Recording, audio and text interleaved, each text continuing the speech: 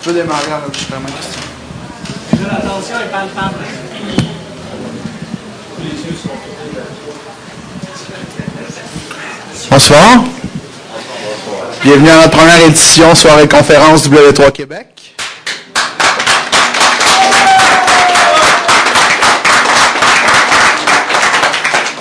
Pour les micro-blogueurs, ceux qui émettront des streams durant la soirée, nous vous invitons à utiliser le hashtag W3QC. Vous pouvez nous suivre pour ça sur Internet aussi sur @commercial W3QC. Et prochainement, vous pourrez participer à notre groupe sur Identica, !W3QC. J'inviterai M. François Vien, président du W3 Québec, à prendre la parole.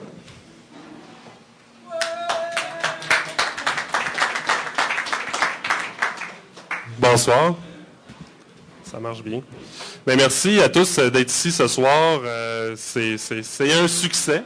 C'est génial. On est content d'avoir autant de participants. J'aimerais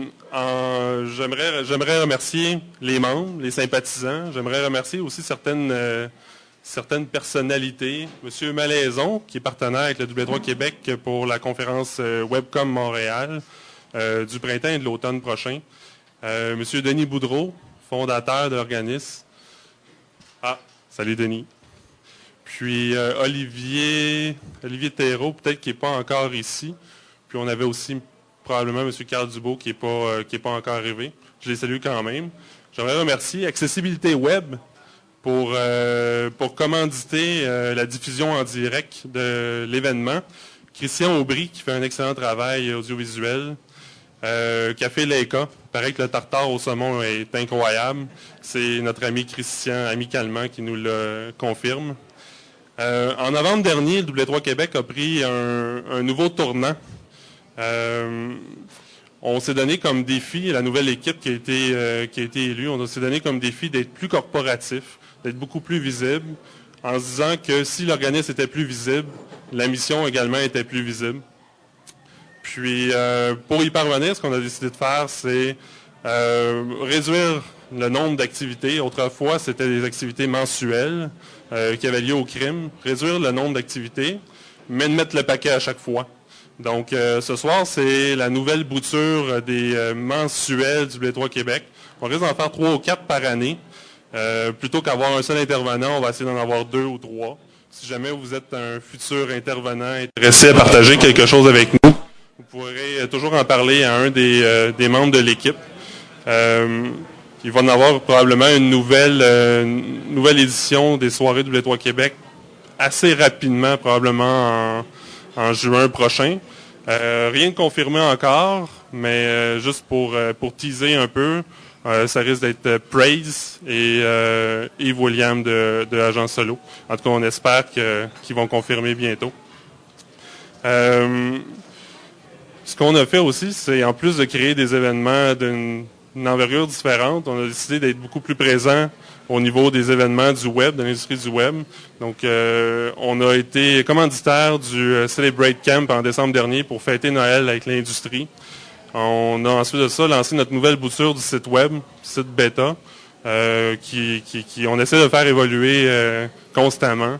En mars dernier, on a établi un partenariat avec PHP Québec, qui était un certain succès, de sorte qu'on va recommencer l'année prochaine. Bientôt la conférence Webcom Montréal au printemps, début mai, 13 mai. Monsieur Malaison est ici, si vous avez des questions, vous pourriez y poser. Puis on est aussi beaucoup plus présent. Là, certains vont pouvoir l'avoir remarqué, on est beaucoup plus présent dans les réseaux sociaux, là, sur les différentes plateformes, comme Mathieu l'a lancé tout à l'heure. Bien entendu, cette visibilité-là, si l'organisme est plus visible, la mission est plus visible, mais c'est pas tout d'avoir un organisme visible. Ce qu'on travaille aussi présentement, c'est sur récompenser les bonnes pratiques. Donc, on fait beaucoup de démarches auprès de différents concours au Québec, sans les nommer, les Boomerang et les Octas, pour essayer de créer une catégorie qui pourrait récompenser les acteurs dans le respect des bonnes pratiques et les standards du web. On devrait avoir certains déroulements à ce niveau-là bientôt. Tout ce travail-là, ça ne se fait pas tout seul. Ça se fait avec une nouvelle équipe, jeune et dynamique, que j'aimerais inviter ici. Donc, Mathieu Chartier, vice-président de W3 Québec, il va être l'animateur de la soirée. Éric Paré, trésorier W3 Québec, Dieu merci. Samuel Lavoie, administrateur. Samuel Sirois, secrétaire. C'est un dieu pour prendre des notes. D'ailleurs, ce soir, si vous n'êtes pas membre, vous voulez devenir membre, c'est Samuel. Si vous êtes membre, vous avez réservé, mais vous n'avez pas encore eu votre consommation gratuite, c'est Samuel. On a aussi distribué sur les tables des paquets de cartes. Si jamais vous voulez pousser dans le même sens que nous pour la promotion des bonnes pratiques et des standards du web, je vous invite à en prendre quelques dizaines puis à partager ça dans vos différents réseaux.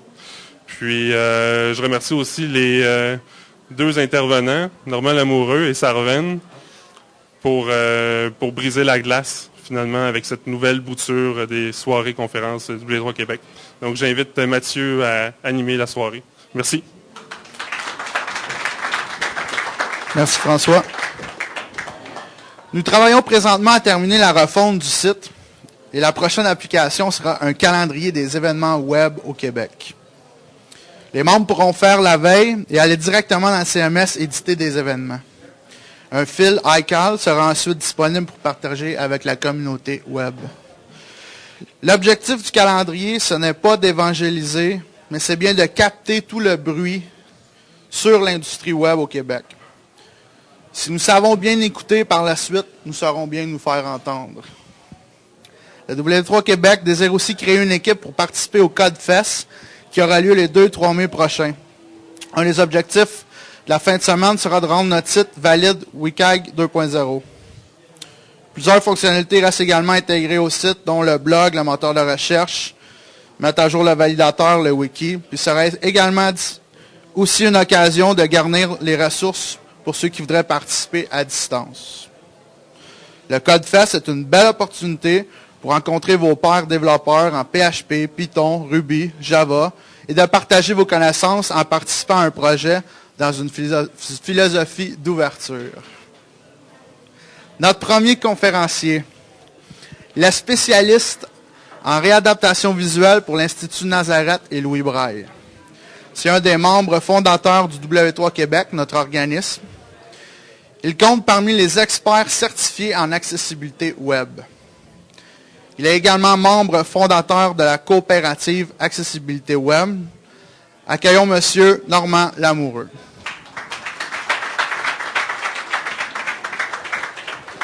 Merci Mathieu, merci François. Merci à vous tous aussi. Ça me fait vraiment plaisir d'être parmi vous.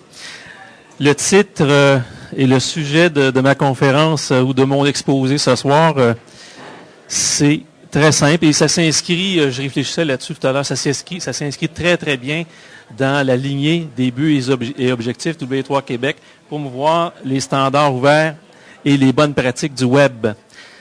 Le titre de mon exposé, évaluer l'accessibilité des pages web avec CSS. J'ai hésité, vous savez, dans la formulation de ce titre, même si le sujet reste quand même assez facile à cerner et à saisir. Je me suis demandé est-ce que j'allais intituler ça « Évaluer l'accessibilité d'une page web, des pages web, d'un site, des sites ». Enfin, finalement, j'ai opté pour des pages web avec CSS parce que vous allez le voir dans l'illustration que je vais en faire. Ça ne se limite pas à une page, ça peut servir pour évaluer l'accessibilité d'une seule page si on le veut, de plusieurs, d'un seul site si on le veut ou de plusieurs. Enfin, c'est assez large dans l'application. J'ai, m'a-t-on dit, 45 minutes. Je calcule que j'ai commencé à peu près à moins quart, donc au maximum là à 7h ou 19h30, j'aurai terminé de parler. Il était prévu dans la formule initiale un temps de réaction et de questions à la fin. Si jamais vous en avez en cours de route, n'hésitez pas à les poser. Je vais me prêter facilement au jeu. J'ai l'habitude d'interagir et de répondre à des questions ou savoir. Alors n'hésitez pas à le faire dans la mesure où ça s'inscrit dans le fil de l'exposé. Ça va très très bien se dérouler. Alors, ce que j'ai voulu faire, en gros, si je présente mon objet, c'est que j'ai voulu voir comment on peut évaluer ou comment on peut utiliser la technologie des CSS pour évaluer l'accessibilité ou certains points d'accessibilité. Alors, quand je parle d'accessibilité, j'imagine que vous êtes déjà en pays de connaissance. Alors, mon travail de tous les jours, moi, consiste être auprès de personnes qui ont une déficience visuelle de toutes sortes. J'ai des personnes qui sont atteintes de cécité totale aux 2 yeux, mais j'en ai d'autres aussi qui voient un peu. J'en ai d'autres qui ont des tout petits champs visuels. C'est comme s'ils percevaient le monde à travers les trous d'une paille. Alors, c'est avec ces gens-là que dans la vie de tous les jours, je travaille. Donc, l'accessibilité, moi, j'y fais face au quotidien. Et mon travail consiste à les rendre autonomes dans leurs tâches à l'ordinateur. Ça peut être dans le contexte des loisirs, à la maison, ça peut être dans le contexte d'études en milieu d'enseignement, ça peut être dans le contexte d'un travail aussi. J'ai des gens qui travaillent dans toutes sortes de sphères d'activités. Bon. Et ce que j'ai voulu faire, c'est de montrer qu'est-ce qu'on peut faire avec CSS. Ce soir, je vais essayer de ne pas trop rentrer dans les détails. Je ne vous montrerai pas comment j'ai élaboré ma feuille de style CSS. Ce n'est pas tout à fait ça l'objet de mon exposé. Je vais quand même vous donner d'assez grandes lignes pour que ceux parmi vous qui connaissent déjà la technologie des CSS, vous puissiez mettre en application vos connaissances et éventuellement élaborer une feuille de style semblable. Mon but, c'est plutôt d'illustrer ce à quoi je suis arrivé au terme de mes efforts. D'accord? Parce que les CSS, ceux qui ont trempé dans le code le savent, c'est vraiment un casse-cou. Et je dois dire d'entrée de jeu que ce que j'ai développé, c'est vraiment conforme à la recommandation CSS 2.1 du W3C, mais ça a été testé avec la version 6.63 du navigateur web Opera. Pourquoi Opera? Pour 2 raisons majeures. C'est qu'au moment où j'ai élaboré mes affaires, Opera restait le navigateur, à peu près le seul navigateur de renommée ou de renom, à offrir à la fois le support des feuilles de style utilisateur en mode permanent et aussi à offrir un support presque complet, je n'oserais pas dire parfait parce que je n'ai pas fait tous les tests qui s'imposeraient pour avancer pareille assertion, mais qui offre un très très bon support des sélecteurs d'attributs dont on a besoin pour évaluer certains points d'accessibilité comme je vais en faire la démonstration. Est-ce que l'objet vous semble assez clair? Ça va? Donc, ce n'est pas de montrer dans le code comment faire, mais ce à quoi je suis arrivé au terme de mes efforts avec CSS. Pour évaluer l'accessibilité d'une page web, on va s'en tenir juste à une page là, pour les besoins de l'exposé, mais ça pourrait être étendu à d'autres. Il faut tenir compte d'un tas, de tout un paquet de facteurs. C'est sûr que avec la technologie des CSS, on reste quand même assez limité. Ça ne se prétend pas et d'aucune façon une méthode unique. Ça ne peut pas être un outil unique. Il faut en utiliser d'autres. Il faut, entre autres, se livrer à des évaluations manuelles. Il y a des choses qui ne peuvent être évaluées que manuellement. Il y en a d'autres qui ne peuvent être évaluées qu'en allant vraiment au code source. Et il y en a d'autres qui nécessitent vraiment une évaluation avec un logiciel d'adaptation. Quand je parle de logiciel d'adaptation, je parle de logiciels qui sont utilisés par des personnes qui ont une déficience visuelle principalement, ça pourrait être d'autres types de déficiences, mais qui utilisent par exemple un logiciel de grossissement ou encore un logiciel de revue d'écran pour accéder au contenu. Je vous perds pas trop? Ça va? Alors, ces précautions étant faites, je voudrais vous montrer ce à quoi je suis arrivé. J'ai la petite page web que j'ai ici reste très simple et elle est justement la page web telle qu'on la verrait sans la surcouche que j'ai appelée des CSS évaluateurs. Voici maintenant ce à quoi on arriverait si on ajoute la couche CSS évaluateur. Il y a des choses qui autrement n'apparaissaient pas, mais qui apparaissent. Par exemple, la première chose qu'on peut apercevoir dans le haut de la page, c'est le titre même de la page web, CSS pour évaluateur. C'est une information à laquelle on a déjà accès si on vérifie ce qu'il y a d'inscrit dans la barre de titre de n'importe quel navigateur moderne, mais qui risque de passer inaperçu. Alors, en le mettant à l'intérieur de la zone de vue, on ne passe pas à côté. Et c'est un point important, parce qu'un utilisateur qui est atteint de cécité totale, c'est la toute première information qu'il reçoit lorsque son logiciel de revue d'écran a terminé de charger le contenu de la page. L'autre information est relative à la déclaration de la langue du contenu principal.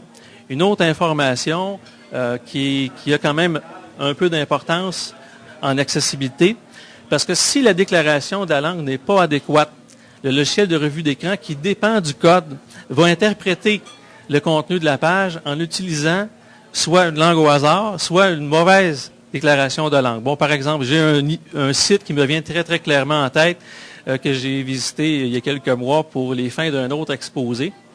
Je vais le nommer, c'est parce qu'ils n'ont pas corrigé leur page depuis, c'est Air Canada. Alors, si on se rend sur le site web de Air Canada, au tout début, si on n'y est jamais allé auparavant, on a un choix de langue à effectuer. Alors, vous choisissez d'accéder, par exemple, à la version web du site en français. Et là, vous accédez à la page d'accueil et aux autres pages. Mais si vous y allez avec un logiciel de revue d'écran, bien que tout soit rédigé et écrit en français, le logiciel de revue d'écran va vous transmettre l'information avec l'accent et les règles de prononciation de l'anglais. Alors, imaginez du français prononcé avec les règles de l'anglais, c'est vraiment incompréhensible.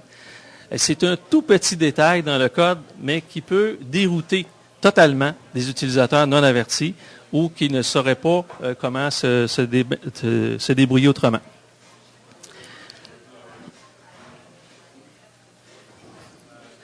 J'ai aussi forcé avec CSS l'affichage des titres de page. Vous vous rendez compte que si je parcours un peu ma page web, alors vous avez dans des petits carrés sur fond jaune un texte écrit en rouge qui indique le niveau du titre.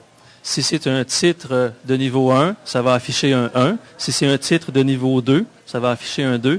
Et si c'est un titre de niveau 3, comme on en voit un présentement, pour ceux qui peuvent accéder visuellement à ce qui est projeté à l'écran devant vous, alors il y a un titre de niveau 3. Ce qui permettrait à un évaluateur, premièrement, de déterminer si oui ou non on fait usage des titres HTML H1 à H6. Deuxièmement, si l'usage qu'on fait sert véritablement à baliser des titres. Troisièmement, à vérifier si ce qui ressemble à un titre est balisé comme tel. Ça, c'est l'erreur la plus fréquente. Souvent, on va dans des pages web, on a quelque chose qui joue le rôle d'un titre, qui ressemble visuellement à un titre, mais qui malheureusement, dans le code, n'est pas codé comme un titre. À ce moment-là, mais les utilisateurs qui pourraient bénéficier d'un véritable titre de niveau 1, 2 ou 3 passent à côté complètement.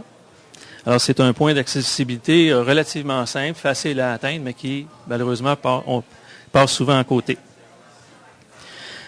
Je me suis arrangé aussi parce que ce soir, on assiste vraiment à des premières. Hein. C'est une première parce que c'est une nouvelle formule que le W3 Québec lance, à savoir avoir des conférences de ce type au Café Laïka, ici, sur la rue Saint-Laurent à Montréal.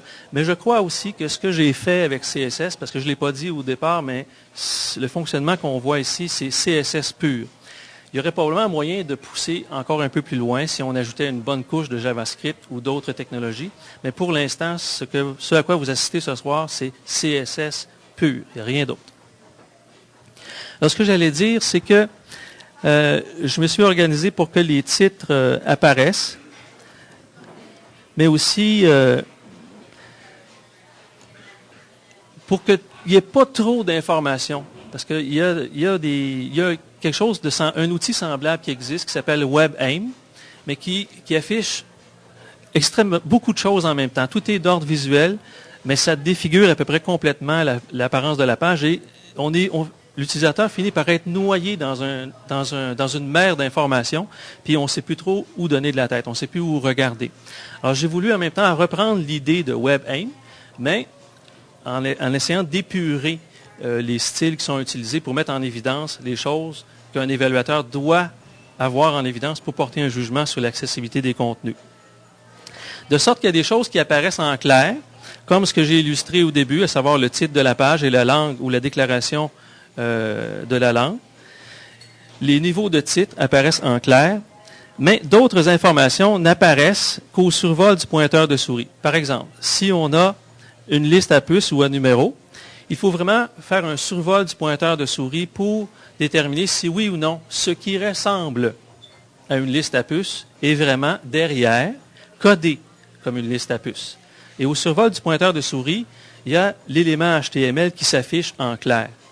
Alors, on l'aperçoit ici pour ceux qui peuvent accéder visuellement à ce qui est projeté à l'écran.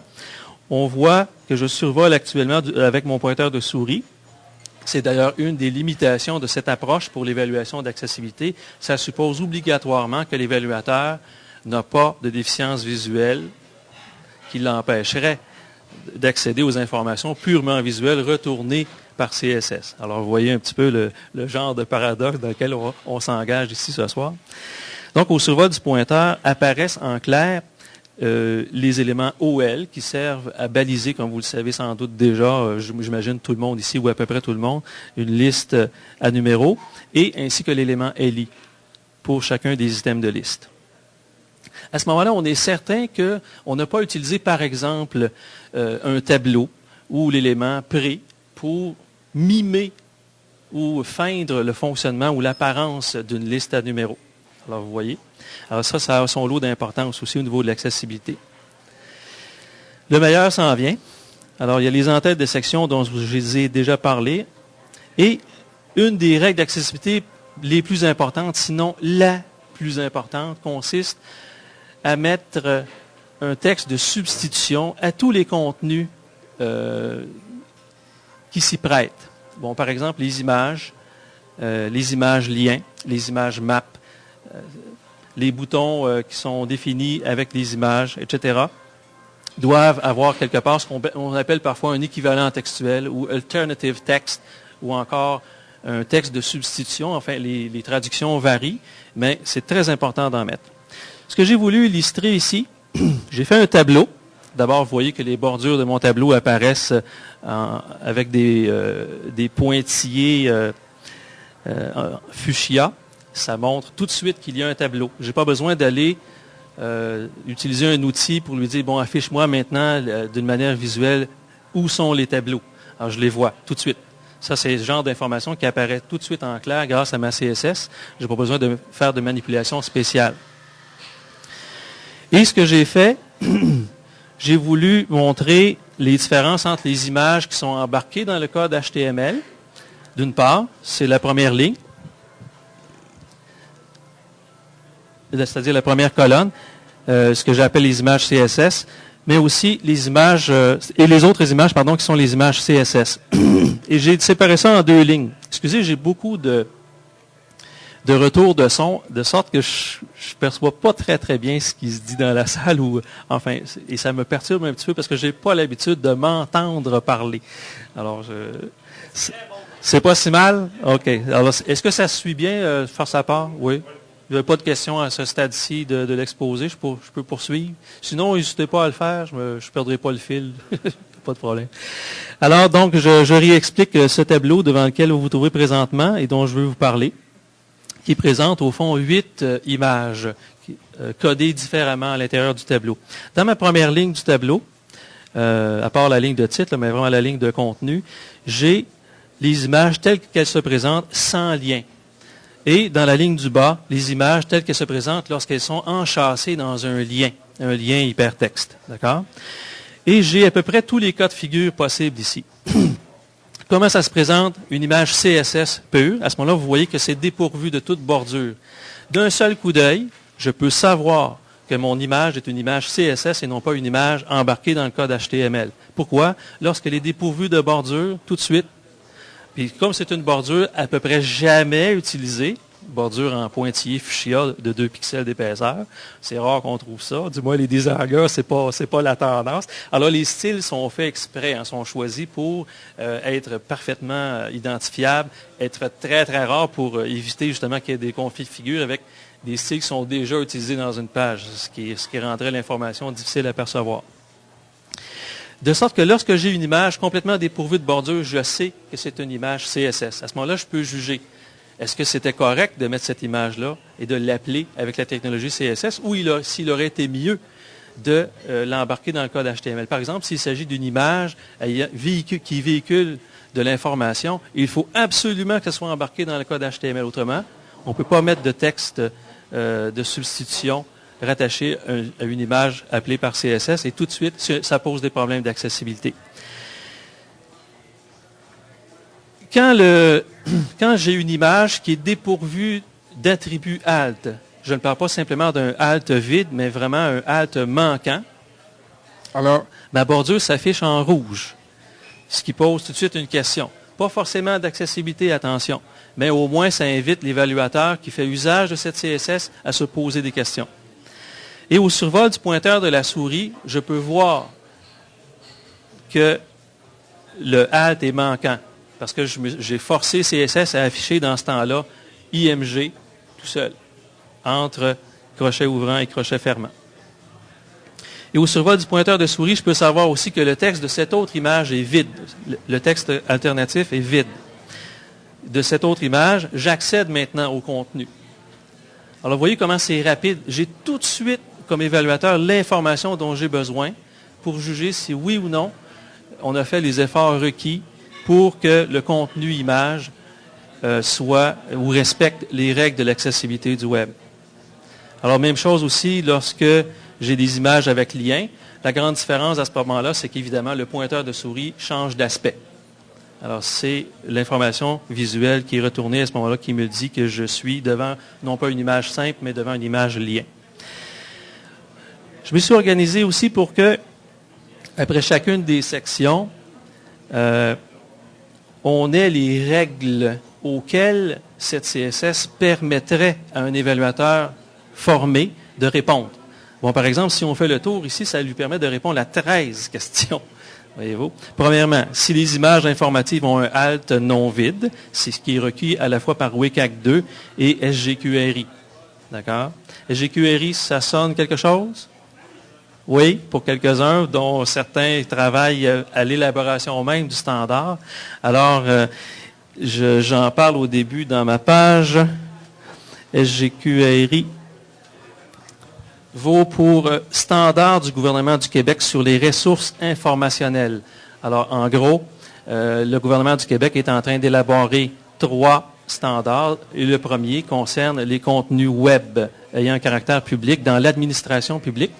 Et quand on parle de standard ici, ça a un sens fort, à savoir que, et on est actuellement à l'étape de la consultation élargie, qui est l'étape préalable avant l'approbation et la promulgation ministérielle. Donc, c'est à un stade très, très avancé et c'est un incontournable. L'industrie devra s'ajuster, d'accord? Alors, Denis, c'est à peu près ça qu'il fallait dire. Excellent. Alors, SGQRI, dans cette page-ci, qui fait toujours référence à ce standard-là. Donc, ça permet à l'évaluateur de déterminer si oui ou non les images informatives ont un alt non vide. Deuxièmement, si les images qui constituent un seul contenu d'un lien ont un alt non vide. Troisièmement, si les liens textuels et les liens images adjacents pointant vers la même ressource constituent le même lien. Parce que, voyez-vous, c'est assez pointu. Quatrièmement, si les images informatives sont embarquées dans le code HTML et non appelées par CSS, qu'on peut voir, comme tout à l'heure je vous l'ai dit, d'un simple coup d'œil. Quand c'est dépourvu de bordure, c'est appelé par CSS. Et quand il y a une bordure, peu importe la couleur, ça veut dire que c'est embarqué dans le code HTML. Ensuite, cinquièmement, ça permet à un évaluateur de déterminer si les éventuelles puces personnalisables le sont par CSS. Des fois, on trouve ça dans certains sites des designers, et c'est correct, qui ont conçu des belles puces, mais qui, malheureusement, lorsqu'on vient le moment d'intégrer ça dans le code HTML et dans le code CSS, on a des tableaux avec, dans la première colonne plutôt mince, l'image, et dans l'autre colonne, du texte. Alors, ça permet de dépister ce genre d'acrobatie. Ça permet également de déterminer si les images décoratives ou ayant une légende sont appelées par CSS ou, à défaut, ont un alt vide. Si le texte du alt reprend au moins le texte non décoratif de l'image, etc. Vous voyez qu'on pourrait poursuivre ainsi l'énumération. Ça permet de déterminer ou de juger beaucoup de choses. Ce qui, je le répète, suppose que cette CSS-là soit utilisée aux mains d'une personne qui a un minimum de formation. Si une personne n'a pas du tout de formation, elle pourrait quand même en tirer un certain nombre d'informations intéressantes, mais elle ne pourra pas tirer son plein potentiel. Voyez-vous, c'est un petit peu ça que je suis en train de vous dire. Alors, j'ai parlé des images, mais pour l'instant, j'ai laissé tomber ce qu'on appelle les images à zone réactive ou encore les images MAP. La CSS que j'ai mis au point permet aussi de juger s'il y a un texte de substitution aux images map. Voyez-vous, ici, j'ai une map monde et j'ai alt égale map monde. Voyez-vous, ce n'est pas très original, mais c'est juste pour illustrer le fonctionnement de cette CSS. Malheureusement, et là, je vous lance un défi. ceux qui connaissent la technologie des CSS là, et qui auraient une solution à cela, je serais preneur.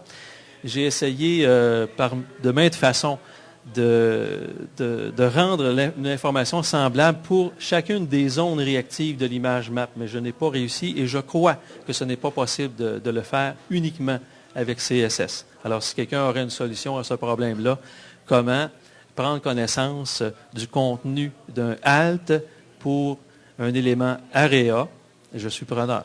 OK? D'où l'évaluateur doit descendre au code. Oui, Denis? Denis? Quelle serait la différence, par contre, de complexité entre récupérer le alt la valeur d'un alt et la valeur de l'élément area comme tel? C'est peut-être dû, je ne sais pas vraiment, je n'ai pas de réponse à ça.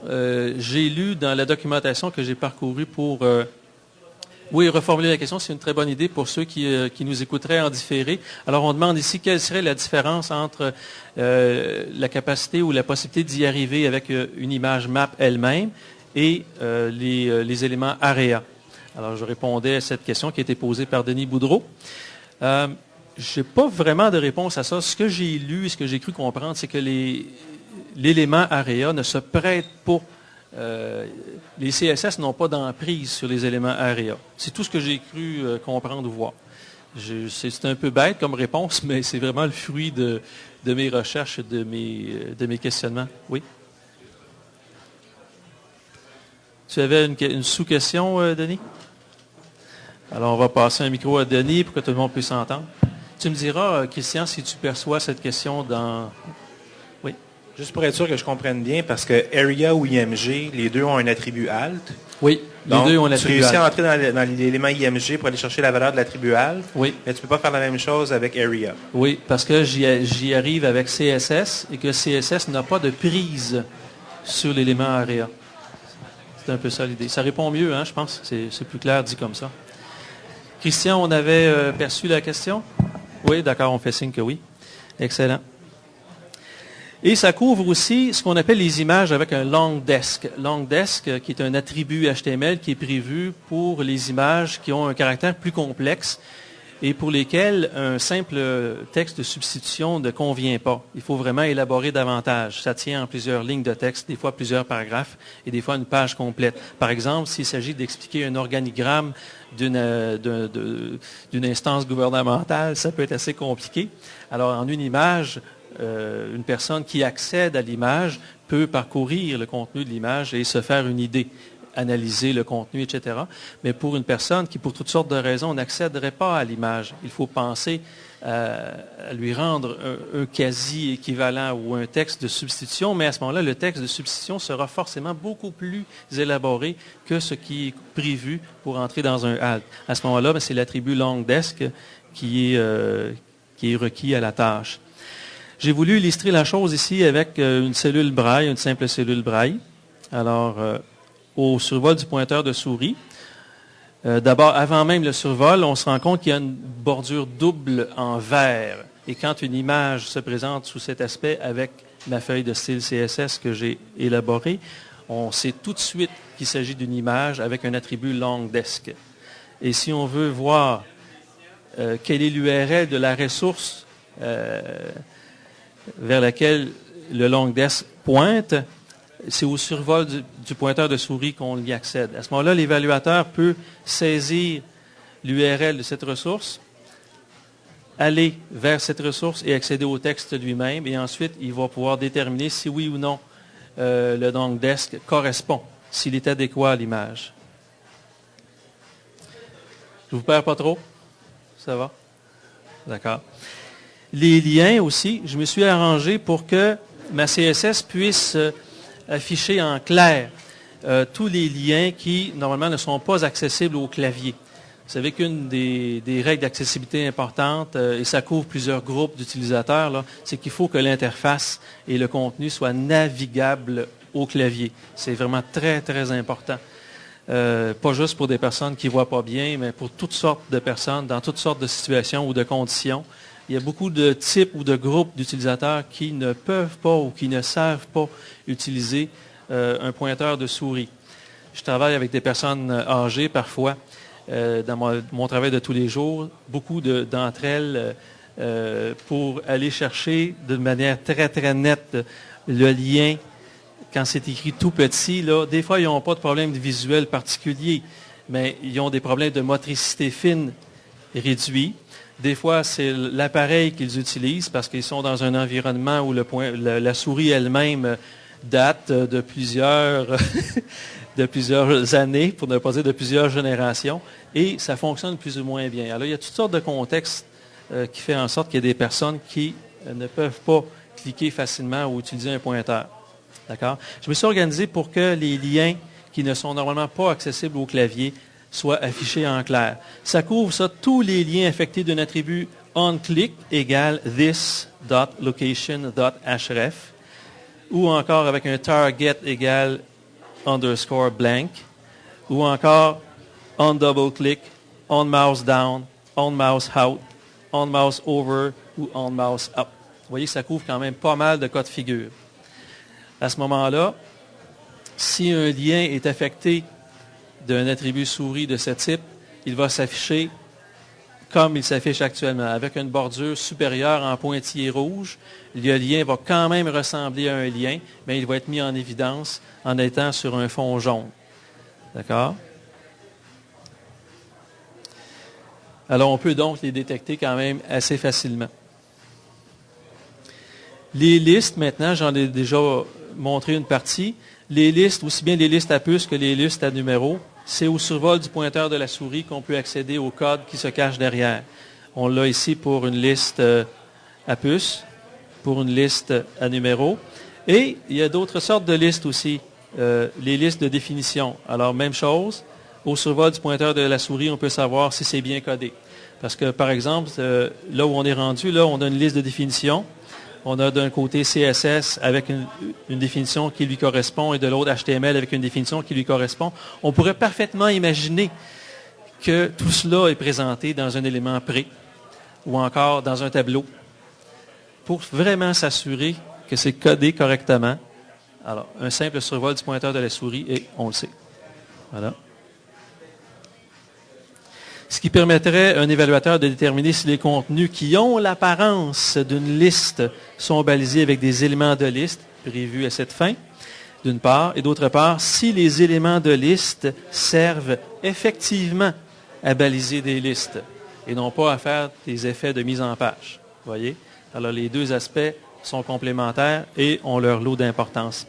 On arrive maintenant à un des clous, une des difficultés majeure à laquelle je me suis heurté en élaborant cette CSS pour évaluateur, ça concerne les tableaux, parce que Dieu sait que l'usage des tableaux HTML peut servir à toutes sortes de choses. Il peut servir à faire de la mise en page, et dans la mesure où on ne parle pas de tableaux imbriqués, d'accord, je veux défaire ici un mythe. Un tableau HTML simple ne pose pas de problème d'accessibilité. Il pose d'autres types de problèmes, cependant. Des problèmes d'ordre sémantique, oui. Des problèmes de validité, dans certains cas, s'il est mal construit, oui, mais pas forcément des problèmes d'accessibilité. Ce n'est plus vrai lorsqu'on parle de tableaux imbriqués. Là, ça pose des problèmes d'accessibilité. Ça va? Est-ce que c'est clair, cette petite mise au point? Oui, justement, parce que des fois, l'idée court, voulant que dès qu'il y a un tableau, là, c'est tout de suite une limitation et c'est un problème d'accessibilité et c'est une hérésie. Non, pas forcément. Correct? Pas du point de vue de l'accessibilité. OK? Alors, donc, il y a des tableaux qui servent à faire de la mise en page pour disposer des contenus. Il y a des tableaux qui servent vraiment à structurer des données tabulaires. Et dans cette deuxième catégorie, on peut distinguer les tableaux simples et les tableaux complexes. Ce que j'entends par tableau complexe, c'est des tableaux qui ont plusieurs niveaux d'entête de colonne ou d'entête de ligne. D'accord? Pour lesquels, à ce moment-là, un code HTML doit plus poussé et requis si on veut vraiment qu'un utilisateur non-voyant, par exemple, ait accès à toute l'information. Alors, ce que j'ai fait, je me suis organisé pour que mes CSS mettent en évidence tout contenu de l'attribut Summary. L'attribut Summary est prévu pour expliquer les éventuelles irrégularités qu'on pourrait retrouver dans un tableau ou encore pour expliquer d'une manière sommaire comment le tableau est structuré pour que l'utilisateur non-voyant ait une vue d'ensemble. du tableau. C'est un peu paradoxal dans la formulation pour que l'utilisateur non-voyant ait une vue d'ensemble, mais il reste que c'est vraiment ce qui est derrière ici. Je me suis organisé aussi pour qu'au survol du pointeur de la souris, un évaluateur puisse s'assurer que ce qui ressemble à un titre de tableau soit vraiment un titre de tableau, donc codé avec l'élément caption. Et je me suis organisé pour que les éventuels attributs id et headers qui doivent être utilisés pour établir les relations logiques entre une cellule de données et toutes les cellules d'entête qui s'y rapportent soient mises en évidence. Alors, c'est ce qu'on aperçoit ici dans le tableau. Les valeurs propres du tableau, c'est ici, c'est le même tableau que vous apercevez actuellement. Il s'agit d'un tableau qui explique ou qui expose les revenus et dépenses pour 2000 et 2009. Alors, du côté gauche du tableau, on a l'année 2000 subdivisée en 2 colonnes, la première pour les revenus, la deuxième pour les dépenses. Et du côté droit du tableau, on a 2 colonnes qui sont chapeautées par l'année 2009. La première des deux concerne les revenus et la dernière, finalement, les dépenses. Alors, et à l'intérieur, ce sont des chiffres qu'on retrouve. C'est le véritable contenu de ce tableau. Et le même tableau vous est présenté ici, mais en mettant en évidence le contenu des attributs id et headers.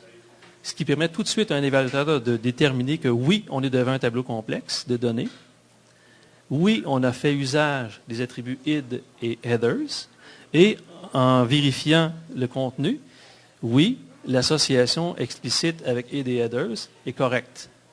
À ce moment-là, on peut s'assurer d'un seul coup d'œil que c'est conforme. Évidemment, ça ne dispense pas de faire un test fonctionnel par la suite avec un logiciel de revue d'écran, mais déjà, on peut avoir une très, très bonne idée. Et si jamais ces éléments sont absents, on peut tout de suite juger que ça va poser des problèmes d'accessibilité. Oui, et on a une question ici. Alors, Samuel Sirois, oui. Oui, bonjour. Je me demandais, l'information qu'on voit en haut dans le tableau qui présente l'ensemble des ID, des entêtes, oui. Est-ce qu'on a accès à cette information-là à l'intérieur du tableau sur un survol de souris? C'est directement. C'est ce tableau-là qui est ce que vous voyez là, c'est une illustration. Si je montre la même page sans la surcouche des CSS, voyez ce que vous percevriez. C'est exactement ce tableau, le cas de figure. Ici, la seule différence entre ces deux pages web, là, c'est que dans le premier cas, j'ai ma surcouche évaluateur.css qui embarque par-dessus tous les autres styles prévus de la page. Et dans l'autre cas, je ne l'ai pas. C'est exactement le même code HTML et le même code CSS, mais à l'exception de cette CSS superposée que j'appelle une CSS utilisateur. D'accord? Est-ce que ça répond mieux comme ça? Oui, merci. D'accord. Et Christian, est-ce qu'on avait capté la question? Oui, d'accord. Alors, ça permet donc de déterminer quand même pas mal de choses. Et dans le deuxième cas de figure, on a le même tableau sans les TH qui servent normalement à structurer les véritables cellules d'entête d'un tableau, ni summary, ni ID, ni headers. Il ne reste à ce moment-là que les bordures du tableau. Et d'un seul coup d'œil, un évaluateur le moindrement aguerri peut déterminer, peut juger que ça va poser des problèmes d'accessibilité.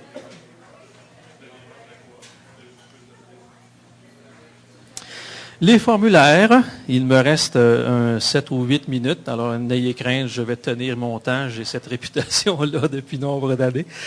Alors, les formulaires maintenant, il y a plusieurs cas de figure qu'on peut présenter.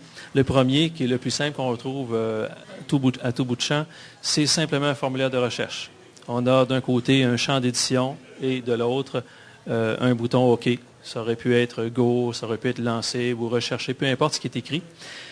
L'évaluateur qui se sert, je vais montrer le même contenu sans les CSS superposés. Ça peut donner une idée de l'apparence de la page sans le CSS évaluateur. Et avec CSS évaluateur, on accède tout de suite à une information. S'il n'y a pas d'étiquette, d'accord? Une étiquette, c'est associée à un champ de formulaire, là, correctement balisé avec un label. On peut au moins mettre un title. Okay? L'attribut HTML title, correctement renseigné, peut tenir lieu d'étiquette dans certains cas de figure. Ici, on en a un, et pour lequel c'est indiqué. Alors à ce moment-là, l'évaluateur dit, OK, il n'y a pas d'étiquette balisée avec label, mais il y a un title et ce title est correctement renseigné. Pas de problème d'accessibilité. Le bouton OK maintenant, au survol du pointeur de souris, je peux savoir avec quoi il a été balisé. OK, avec un input type égale button. C'est l'information que j'ai et c'est correct. Deuxième exemple des formulaires, j'ai nom d'utilisateur avec un champ d'édition, j'ai ensuite mot de passe avec un autre champ d'édition et finalement un bouton pour soumettre le formulaire. Je vais vous présenter l'aspect qu'il a sans la feuille de style utilisateur superposée. Alors, très simple. Exemple d'usage numéro 2. Et avec les CSS superposés, vous voyez que tout est linéarisé. J'ai forcé CSS à linéariser les formulaires. Pourquoi? Parce que pour accéder à d'autres informations. Et est affiché tout de suite en clair les attributs id et for qui doivent servir à associer l'étiquette du champ de formulaire au champ auquel l'étiquette correspond. D'accord? Et d'un seul coup d'œil, on voit ici que l'étiquette nom d'utilisateur a dans son code HTML for égale user et le champ d'édition prévu qui est codé avec input, ce que je sais encore une fois au survol du pointeur de souris, a un identifiant unique dans son code HTML avec une valeur user. Donc les deux correspondent, les deux sont explicitement associés l'un à l'autre, ce qui permet à un logiciel d'adaptation de faire le lien et de retransmettre l'information à l'utilisateur qui en a besoin. Et c'est la façon correcte de faire les formulaires. Encore une fois, au survol du pointeur de souris, je peux savoir avec quoi est codé le bouton servant à soumettre le formulaire. Troisième cas de figure, il y en aura un total de 4 pour les formulaires. J'ai un formulaire avec un field set et une légende. La légende, c'est adresse de livraison et qui contient les éléments suivants. Une étiquette qui dit numéro, rue, appartement et ville et en dessous un champ d'édition pour l'écrire. Ensuite, une étiquette province avec une zone de liste déroulante contenant Québec et les autres provinces du Canada pour pouvoir déterminer ou choisir une province. En dessous, une étiquette qui dit code postal avec un champ d'édition pour recevoir l'information. Et à la toute fin, une case à cocher qui dit facturer à la même adresse. Et si c'est oui, j'imagine qu'il faut cocher. Et si c'est non, on laisse décocher. Et enfin, un bouton de soumission. Le même formulaire présenté avec la feuille de style superposée affiche en clair un certain nombre d'informations. Tout à l'heure, j'en ai parlé, ce sont les attributs for et id qui doivent servir à associer l'un à l'autre les étiquettes et les champs auxquels les étiquettes correspondent. Mais aussi, si oui ou non, ce qui ressemble à une légende est vraiment une légende. Alors, c'est le cas ici, et j'accède à l'information d'un simple survol du pointeur de souris. Donc, d'un simple survol du pointeur de souris, je sais que c'est vraiment codé avec field set et avec legend, les éléments HTML prévus pour subdiviser les contrôles de formulaire dans un formulaire relativement long, ou encore pour les grouper. Ça peut servir à subdiviser, mais aussi à grouper dans d'autres cas de figure. Alors, voyez un peu comment ça fonctionne. C'est ce que j'ai voulu illustrer, et encore là, ça peut rendre service. D'accord? Soit dit en passant, pour la zone de liste déroulante, il y a une petite astuce dont je vous cache pour l'instant le secret. Et le dernier cas de figure, j'ai voulu montrer avec des boutons radio dans un field set encore une fois, et un texte area, comment ça pouvait se présenter, et le même jeu continue. Vous voyez que pour mon texte area, je n'ai pas véritablement balisé l'étiquette commentaire, l'étiquette intitulée commentaire avec label. Mais l'élément text area reçoit un title correctement renseigné, à savoir j'ai mis commentaire à l'intérieur. Et l'utilisateur va accéder à l'information correctement. Voyez? Et ici, qu'est-ce qui arrive avec mon bouton OK? J'ai des bordures rouges, ce qui tout de suite devrait allumer une question dans la tête d'un évaluateur aguerri. Ah, c'était balisé avec un input, probablement avec type égale image, et, devinez, le concepteur, qui est moi, a délibérément omis de mettre un title, c'est-à-dire un texte alternatif. un alt texte. Je l'ai fait pour les fins de la démonstration pour montrer que ça ne passera pas inaperçu. Ma feuille de style CSS va les détecter et va permettre à un évaluateur de relever le bobo. Ça couvre également les cas de figure que sont les citations. Alors, les éléments de citation cite, Q pour les citations en ligne et ainsi que block quote. D'accord? Ça permet de voir s'il en est fait un usage adéquat. Mais aussi si les déclarations de langue sont faites. Ici, j'ai une citation en latin. Et quand on fait une citation dans une langue étrangère à l'intérieur d'une page web, il faut déclarer les changements de langue. Encore une fois, c'est une information ici à laquelle un évaluateur peut accéder en clair. On voit tout de suite si oui ou non la déclaration de langue a été faite et si elle est adéquate. D'accord? Enfin, les textes générés par CSS. Il y a certains contenus qui peuvent être générés par CSS. Si c'est des informations ou du texte ou un complément d'information, à ce moment-là, ça va poser des problèmes d'accessibilité. Avec CSS, c'est facile. On se sert des attributs, pas des attributs, mais des pseudo-classes before et after. D'accord? Et s'il y a des contenus qui sont générés avec les pseudo-classes before ou after, ils vont apparaître sur fond jaune, en rouge, avec un petit encadré gris, et ça ne passera pas inaperçu encore une fois. Ce qui permet encore une fois de détecter des problèmes d'accessibilité. J'ai également couvert les cas d'abréviation et acronymes. Et au survol du pointeur de souris, on peut savoir si c'est RBBR qui est utilisé ou au contraire acronyme. Voyez. Et sans le survol du pointeur de souris, on a un style très discret, mais à peu près jamais utilisé. Des bordures de 2 pixels rouges en pointillés qui s'affichent en haut et en bas de l'élément concerné. Je finis avec les éléments déconseillés. Vous savez que Blink et Marquee posent des problèmes d'accessibilité. Alors, s'il y a du Blink et du Marquee, ça va tout de suite apparaître avec un style qui ne passera pas inaperçu et qui n'est pas sans rappeler le siècle dernier. Donc, en vert fluo, clignotant ou qui bouge là, sur fond noir. D'accord? Ça rappelle X-Files. Je vous remercie beaucoup pour votre attention. C'est tout le temps que nous avions.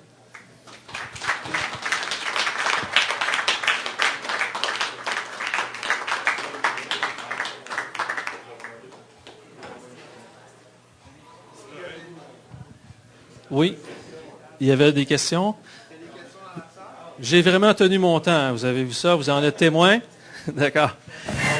Alors, on m'accorde un prolongement de temps, je pense, pour répondre à une ou deux questions. Oui. J'aurais une question par rapport. Comment est-ce qu'on fait pour overrider les styles de la feuille de style par défaut du site web? Est-ce que c'est le point d'exclamation important qui est utilisé ou il y a d'autres techniques? Alors, bonne question aussi. Ça fait partie des éléments que vous devez connaître si vous voulez vous lancer dans une aventure semblable à la mienne. D'accord?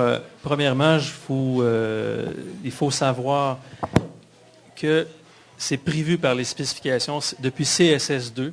Okay? Il y a toujours moyen d'overrider, pour reprendre l'expression utilisée par François, mais de surclasser, si on veut employer une expression plus proche de la langue de Molière, de surclasser les styles ou bien les styles du navigateur ou les styles de l'auteur de la page, même si ce sont des styles de l'auteur de la page avec important, l'utilisateur peut avoir le dernier mot. D'accord? Comment? Oui, c'est en ajoutant point d'exclamation important. À ce moment-là, ça va surclasser n'importe quoi d'autre. Ça répond vraiment à la question. Alors, c'est le secret ici de ce genre de feuille de style. C'est un des secrets. Ce n'est pas tellement un secret. Mais si vous voulez faire une feuille de style semblable à celle que je vous ai présentée ce soir, pensez à utiliser systématiquement point d'exclamation important après chacune de vos déclarations. Je ne parle pas juste des règles, après chaque déclaration. Ça fait un code un petit peu plus lourd, mais c'est la seule façon d'être certain que le style que vous voulez imposer ou surimposer vraiment s'affiche et se manifeste. Ça répond bien, François, à la question? Oui, d'accord. Oui. Rebonjour. Rebonjour, Denis. Une question parmi tant d'autres. Qu'est-ce qui t'a amené à passer par une gestion de couleurs pour identifier tes erreurs plutôt, par exemple, que des icônes? Pour la sobriété des styles, parce que une des orientations que je me suis donnée et un des défis en même temps, c'était de défigurer le moins possible le site ou le design original du site. Ce qu'on pouvait reprocher peut-être à par ailleurs un très bon outil, c'est pas là l'idée, mais ce qu'on pouvait peut-être reprocher au WebAIM de ce monde. Alors, ça défigurait à peu près complètement le style ou le design original de la page à un point tel qu'on ne pouvait pas s'y reconnaître facilement, là.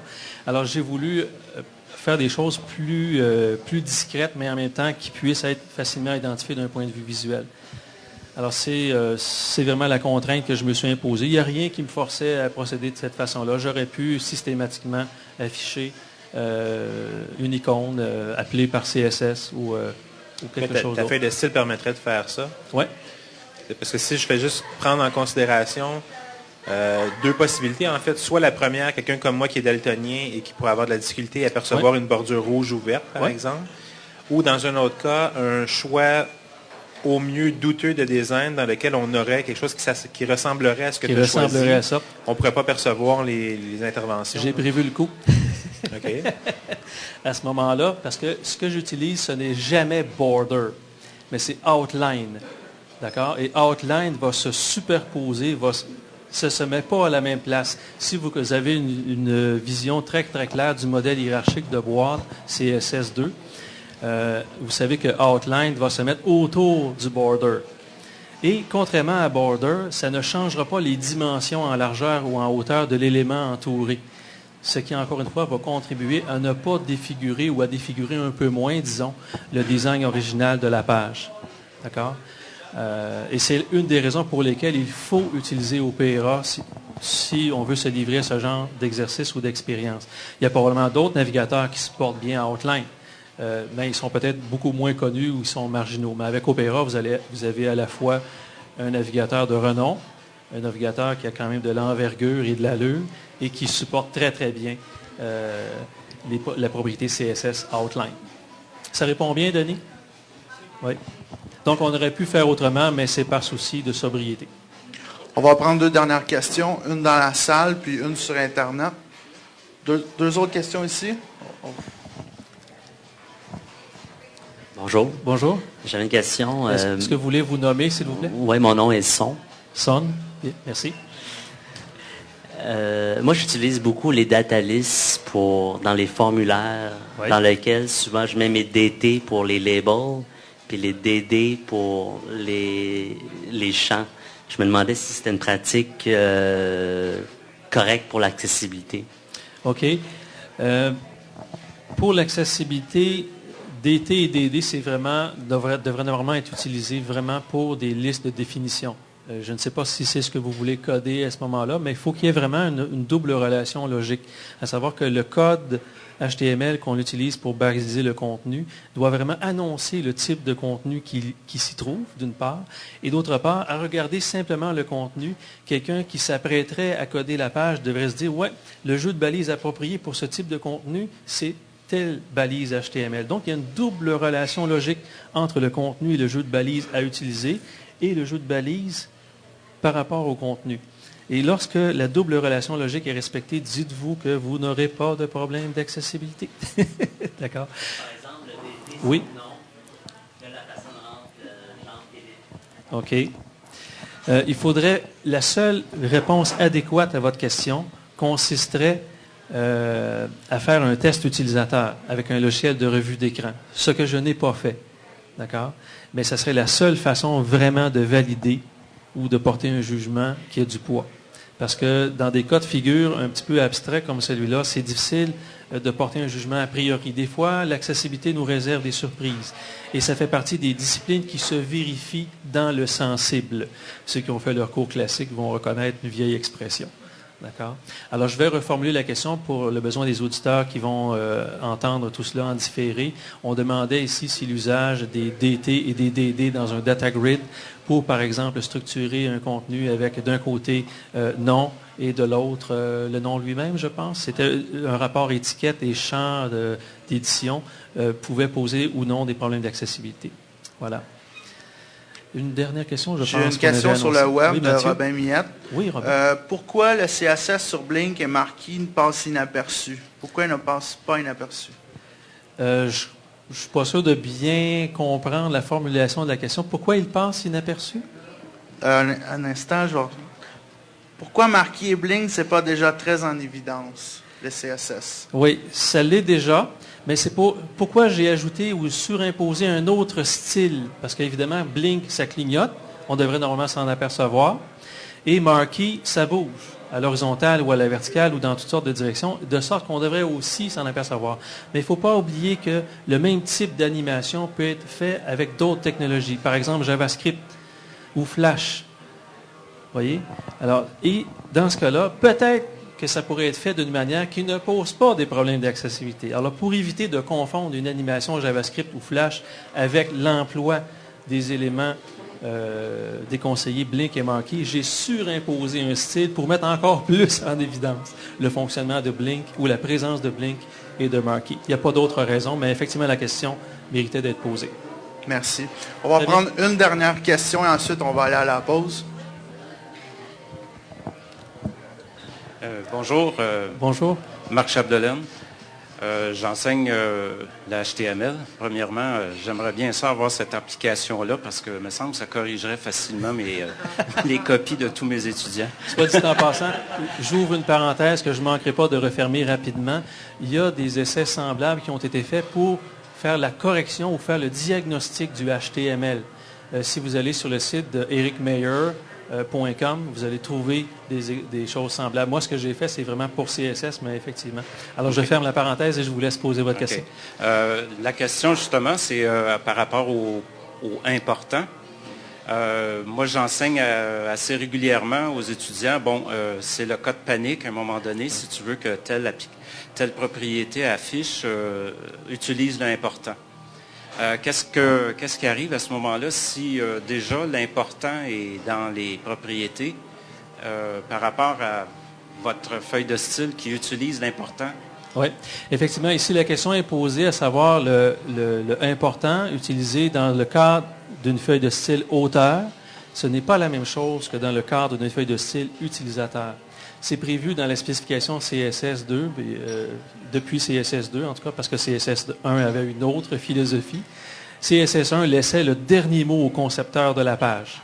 Quand le concepteur de la page, ce que j'ai appelé au préalable une feuille de style auteur, utilisait point d'exclamation important, c'était ça qui s'imposait et c'était le dernier mot. Mais depuis CSS2, il y a des feuilles de style utilisateur qui peuvent être surimposées à toutes les autres feuilles de style. Les feuilles de style par défaut des navigateurs, les feuilles de style auteur, et y compris les styles affectés par, je ne sais pas comment l'appeler, ce n'est pas un attribut, c'est pas, mais disons, l'épithète important. Et à ce moment-là, si dans la feuille de style utilisateur, il n'y a pas important, c'est les styles auteurs avec important qui vont s'imposer. Mais si dans la feuille de style utilisateur, il y a important, ça va surclasser même les styles avec important dans la CSS auteur. C'est un vocabulaire technique ici, mais est-ce que j'ai répondu clairement? Donc, il y a une hiérarchie et c'est vraiment... La cascade s'établit. C'est dans la logique de la cascade, exactement.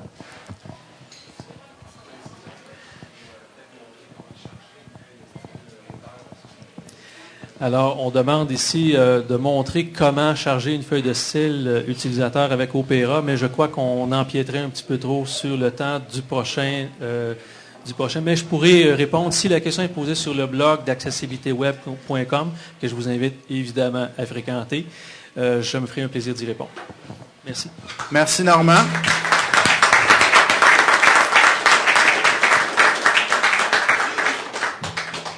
Alors, on vous invite, il y a un tableau avec les plats du jour juste ici si vous avez une petite faim. Pour ceux qui sont en ligne, on va peut-être vous faire des petites entrevues. On va reprendre d'ici 30 minutes. Merci.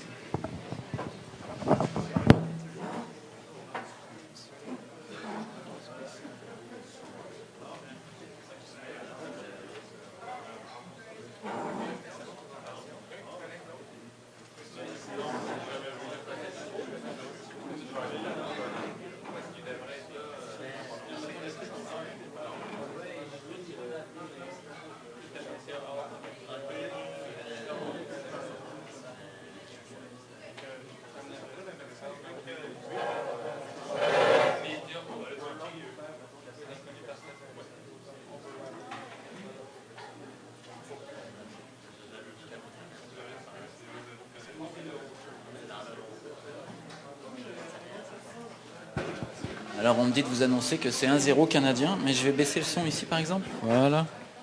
1-0 canadien. Ouais, on a dit 1-0 canadien. Bon, Claude Malaison était là tantôt, puis il devait venir faire une petite entrevue pour nous parler de Webcom qui a lieu dans quelques semaines. Mais il a dû quitter à 8h, donc malheureusement il n'est pas resté avec nous. Mais j'attends Claude Thibault qui doit venir pour faire une petite entrevue tout à l'heure. Puis en attendant, je vais aller voir peut-être d'autres personnes et puis vous les ramener. Alors promenez-vous. J'enverrai un Twitter probablement sur Amicalement. Donc quand on va reprendre dans une quinzaine de minutes. Voilà, à tout à l'heure.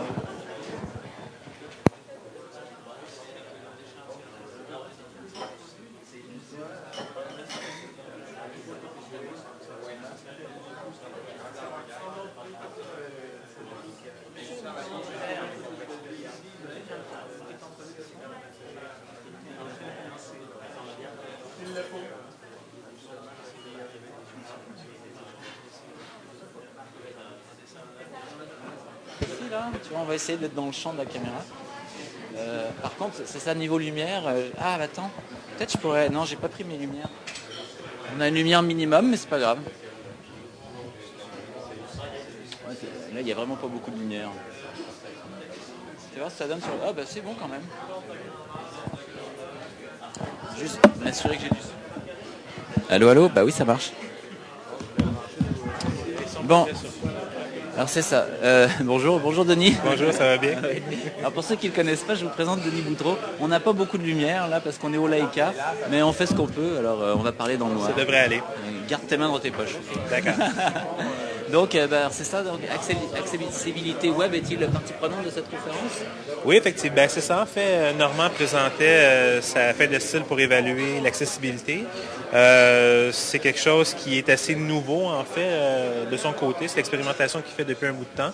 Et ça permettrait justement de faire une partie des évaluations d'accessibilité à partir d'une feuille de style, tout simplement. Donc, une feuille de style qu'on applique en surcouche à une feuille de style existante sur un site web qui permettrait d'identifier certaines erreurs ou certaines applications du HTML qui pourraient éventuellement poser problème par rapport à l'accessibilité. Donc, une façon facile, gratuite, en fait, d'évaluer si un site web est accessible, une page web est accessible, en fait. C'est ça, puis cette CSS, donc, elle est disponible, j'imagine, sur le site d'accessibilité? Je ne sais pas, honnêtement. Elle va l'être, en tout cas, c'est sûr. Ça devrait. Actuellement, elle est sur l'ordi à Normand. C'est quelque chose sur lequel il travaille encore, donc c'est pas quelque chose qui est prêt, mais je présume qu'assez rapidement, ce sera disponible. Ça ferait partie de notre façon de voir les choses, en fait, de l'offrir. C'est bien, et la façon de W3 Québec de voir le web autrement. Exact, oui, tout à fait. Mais alors dis-moi, à qui, évidemment, Normand, il est un spécialiste de l'accessibilité, il l'a fait pour lui, mais à qui il a pensé quand il a fait ça particulièrement? Ben, c'est évident que tout ce que nous on fait par rapport à l'accessibilité, c'est d'abord et avant tout pour l'utilisateur qui vit une situation de handicap, quelle qu'elle soit. Oui, mais qui va l'utiliser? C'est pas l'utilisateur. Ben, c'est destiné à un évaluateur, c'est destiné à une personne qui fait du contrôle qualité dans un processus de développement web, en général.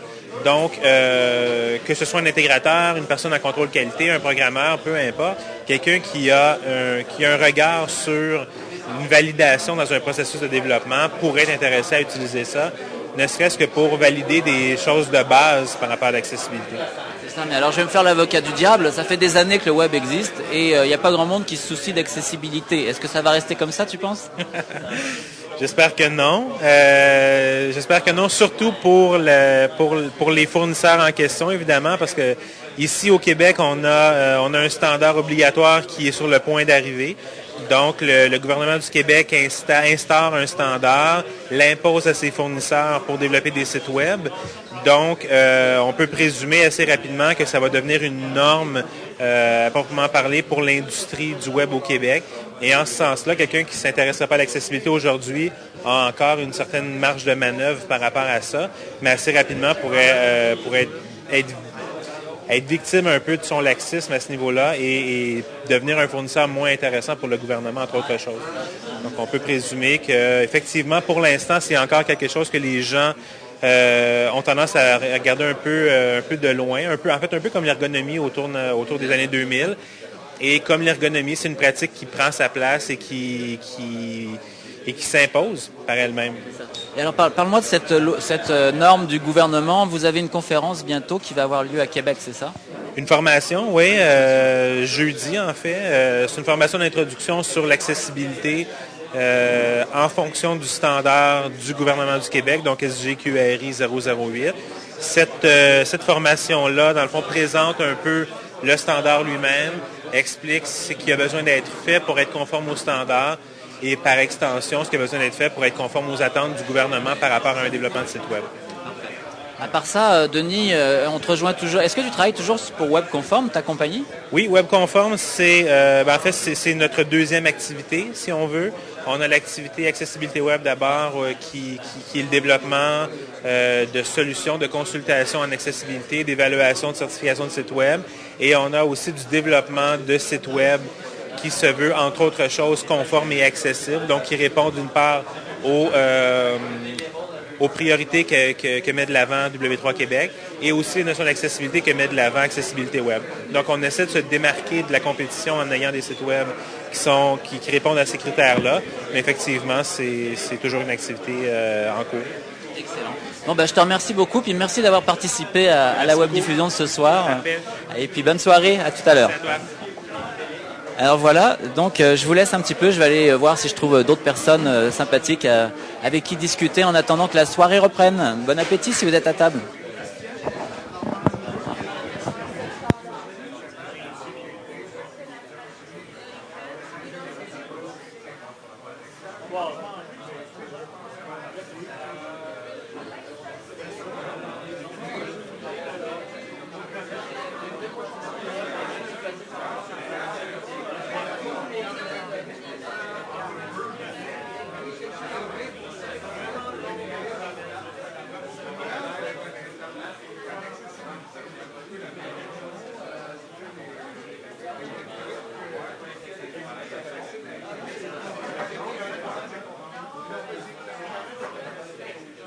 Alors, j'ai trouvé Samuel Sirois de W3. Je vais voir si tout va bien ici.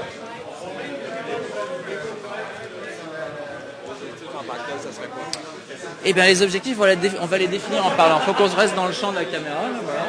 On ne voit pas super bien, mais c'est bon. Attends, je vais garder le micro, ça va être plus simple. Alors, bonjour Samuel. Peux-tu me dire qui tu es et quel est ton rôle dans W3 Québec? Oui, en fait, moi, c'est Samuel Sirois. J'ai été élu à la dernière AGA du W3 Québec. Et puis, mon rôle à travers le W3 Québec, c'est vraiment de le promouvoir et être secrétaire au niveau, faire les publications, les communiqués, tout ça. D'accord, mais ça te nourrit pas. Qu'est-ce que tu fais pour gagner ta vie?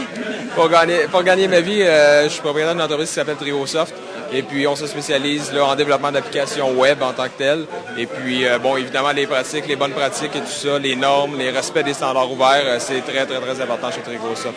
Alors, c'est ça, oui. Et comment ça se fait que toi, tu t'es impliqué en tant que société, finalement, plus qu'en tant qu'individu? Oui, tout à fait. Oui. J'ai découvert le W3QC il y a à peu près 2 ans, je dirais. Et puis depuis ce temps-là, j'ai voulu de plus en plus m'impliquer. C'est comme ça que je suis arrivé sur l'OCA en tant que... Et alors te voilà sur l'OCA. Alors donc W3 Québec, ça fait plusieurs années. Denis Boudreau était à la tête au départ, Normand Lamoureux, il y a beaucoup contribué, d'autres personnes que je ne peux pas toutes citer ici. Et puis là, il y a une nouvelle équipe qui est arrivée. Quelles sont un peu vos orientations générales? Nos orientations sont beaucoup plus corporatives, là, comme par exemple justement au niveau du CA, il y a 3 des 5 membres du CA qui sont propriétaires d'entreprise. Donc partant de là, on voulait donner beaucoup de visibilité. On reconnaît que l'industrie en tant que telle, les programmeurs sont sensibilisés aux normes. Là, maintenant, ce qu'on veut faire, c'est réussir à sensibiliser les décideurs en entreprise et puis avoir cette approche-là un peu plus corporative, si on veut, parce qu'on se dit, bon, l'équipe est au courant que les bonnes pratiques, c'est une bonne chose, il faut les appliquer, mais on a de la misère à pousser au niveau des entreprises ce respect-là des standards ouverts. Donc, c'est les efforts qu'on est en train de mettre là-dessus. Donc, finalement, ça veut dire que l'industrie, d'une certaine manière, ou une bonne part de l'industrie est maintenant convaincue de l'importance des standards, mais il faut encore convaincre les clients d'investir là-dedans, c'est ça? Exactement. Les clients et les personnes qui sont à même de pouvoir décider de ces choses-là, effectivement. D'accord. Et alors, les membres de W3 Québec, ce sont surtout des gens de Montréal ou est-ce que ça se régionalise de plus en plus? Là, on parle probablement souvent, la plupart des gens qui nous regardent doivent être de l'extérieur, j'imagine? Oui, exactement, c'est ça. On essaie justement de ramener ça sur Internet, pouvoir streamer ça pour justement les membres qui sont un peu plus à l'extérieur de Montréal, décentraliser un peu, puis peut-être avoir, comme par exemple, on a effectué une formation à Québec même, il y a de cela au mois de février. Et puis, on essaie de décentraliser un peu parce que Montréal, c'est bien, on a beaucoup de membres ici, mais c'est le W3 Québec. Donc, on essaie de s'élargir un peu et de rendre le W3 Québec accessible finalement. Alors ça, la web diffusion, c'est une solution justement qui nous permet de tenir ce genre d'événement avec une audience plus large. Même on peut recevoir les questions, tout ça. Mais sinon, sur le site web, est-ce que il y a une liste de discussion? Mais est-ce qu'il y a d'autres outils? Est-ce que vous envisagez de bâtir une communauté d'entraide plus large que celle qu'il y a sur Facebook, par exemple? Oui, en fait, on a prévu que le blog du W3 Québec serait alimenté par l'ensemble des blogs de nos membres. Okay. Au lieu de demander à nos membres de faire un effort supplémentaire et de retravailler sur le site du W3 Québec, on est en train de réaliser un agrégateur, si on veut. Alors, les membres qui diffusent déjà de l'information tout à fait pertinente sur leur blog personnel ou sur leur blog d'entreprise, on va aller chercher cette information-là et leur donner de la visibilité sur le site web. Rajouter un tag, simplement? Exactement, rajouter un tag, par exemple, W3QC, et puis on peut aller chercher ça par l'agrégateur. Donc c'est bien ça, c'est donc un méta-blog, mais quand même bien ciblé sur W3 Québec, sur les normes. Exactement. Et si par exemple je vois un billet sur le blog sur l'interface de W3 Québec et que je veux commenter, le commentaire va s'en aller chez l'auteur? En fait, tout le flux d'informations n'est pas encore complété puisque l'agrégateur n'est pas complété, mais on va voir à l'utilisation un peu. Là, le site est encore en version bêta. On va voir à l'utilisation qu'est-ce qui serait le mieux, effectivement, d'envoyer le commentaire, de retourner le commentaire sur le site original.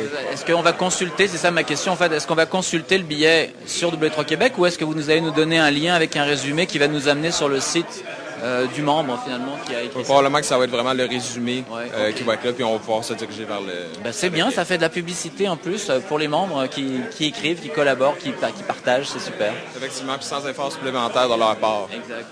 Bon, c'est bien. Écoute, je vais te laisser à la soirée. On va dire au revoir à tout le monde jusqu'à la prochaine intervention qui va avoir lieu dans 5 à 10 minutes, je pense, à peu près. C'est ça? Ok, merci. Ok, on se met en stand-by, les amis, puis on vous revient tout à l'heure. Ah, oui? Tu veux nous dire un petit mot?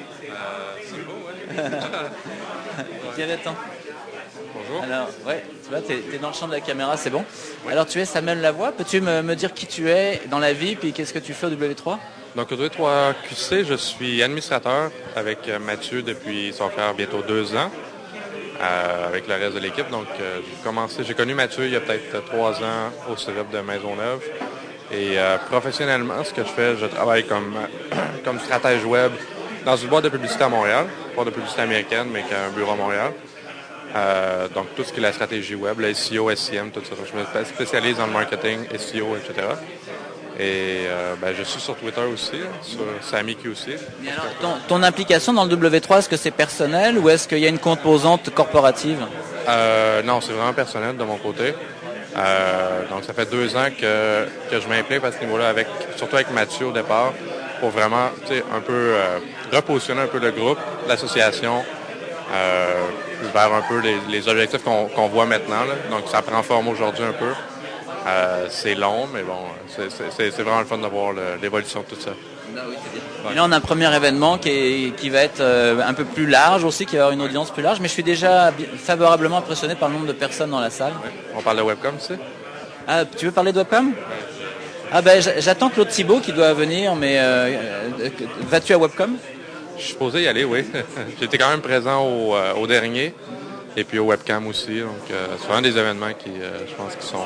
Mais alors le webcam, ça c'est encore une autre question, parce que webcam, c'est une conférence donc sur le web 2.0, donc sur le web participatif.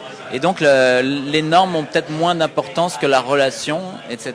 Mais évidemment... Mais ça a un impact sur les relations, tout ça. Oui. Et c'est vrai que dans le web 2.0, très souvent, il y a quand même un bon niveau de code et d'accessibilité qu'on ne retrouve pas toujours dans le web plus propriétaire. Oui, ou même si on va vers le Web 3.0, où est-ce que les micro-formats, est-ce qu'on va parler un peu plus tard avec Sarvan. Et tout ça, ça demande quand même un web qui est structuré, un web qui fonctionne d'une certaine façon, que le Web 2, en fait, va en tirer profit pleinement lorsque ça va être réalisé. Qu'est-ce qu'on voit avec les nouveautés, avec les CSS? Avec les CSS et tout ça, C'est sûr qu'avec le Web 2 va en tirer profit. Là, juste... C'est bien. Alors écoute, je ne sais pas, parce que toi, tu n'es pas au courant du programme de Webcom. Non, c'est ça. Il y a Claude Thibault qui fait la commercialisation, qui est supposé passer. Donc je vais voir s'il arrive à temps. Je vais pouvoir le prendre. Et là, la conférence repart dans quelques minutes. Donc c'est ça. On va prendre un petit break de 5 minutes. Là, merci. Si tu veux dire au revoir à nos amis. À tout à l'heure. On vous revient dans quelques minutes.